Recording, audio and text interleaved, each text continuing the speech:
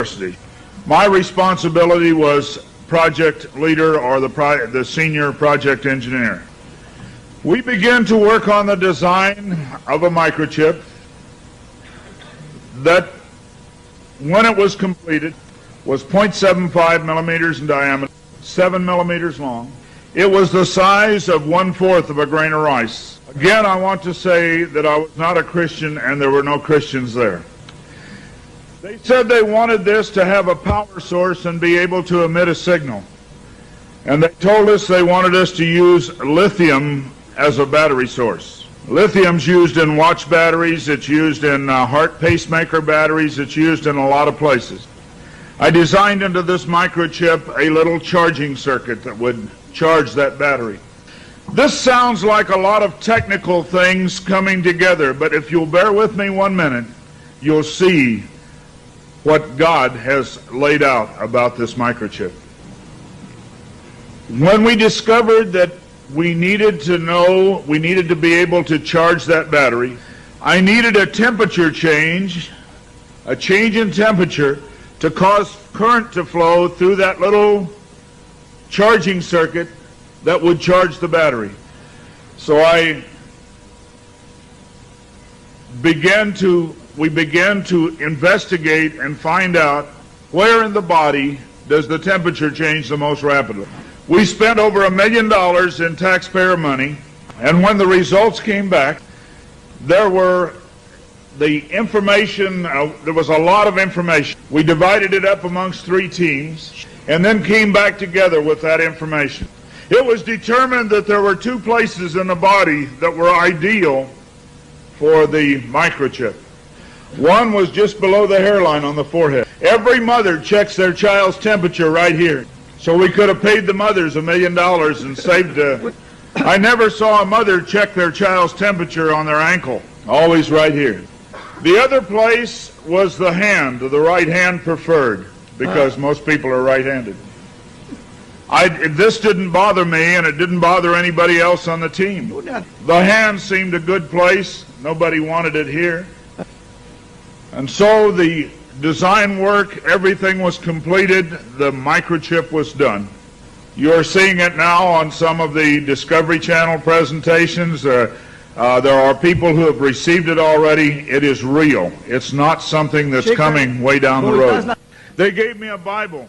They told me not to read the book of Revelation. They said the book of Revelation is too hard to understand. So I waited, and I didn't read the book of Revelation for quite some time. Then one day I came to Revelation 13, verse 16.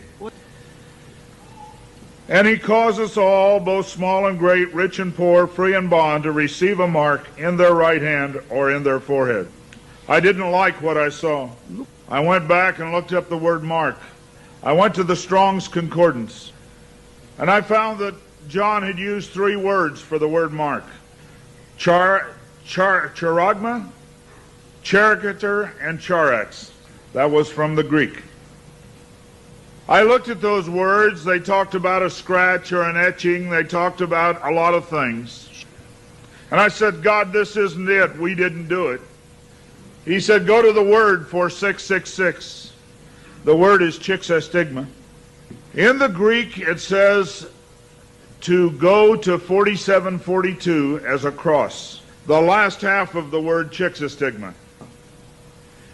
And when I looked at what it says stizo, i.e. to stick, to prick, a mark incised or punched into for recognition of ownership. I thought about the little injection tool. The end of it is called an incisor.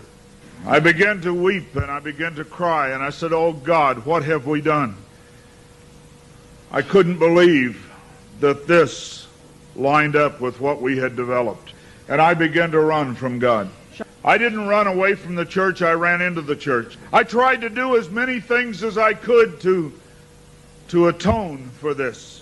But I want to tell you something, as God is my witness here tonight, this got in the way. Money got in the way. I had beautiful homes overlooking the lake. I had all the things that I wanted. And I ran because of the money. My ability to go and get $250,000 in research money took me away from telling the message. I ran for many years. What I want to tell you is that this is real. The microchip implant is real. Credit cards are failing. They can be counterfeited. The new smart card can be counterfeited. They can be stolen. They can be lost. All kinds of things can happen to a card. But you cannot lose your hand. Very quickly they're going to move to this being in the hand. And I tell you, as a Christian, you cannot take this. No matter what anybody says, God's Word says you cannot take it. No matter what they try to talk you into, God's Word says don't take it.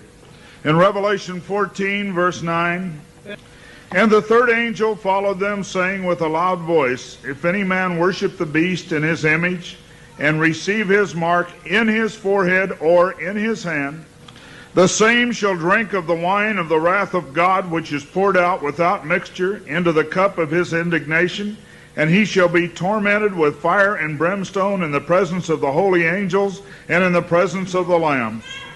And the smoke of their torment ascendeth up forever and ever, and they have no rest day nor night, who worship the beast in his image, and whosoever receiveth the mark of his name.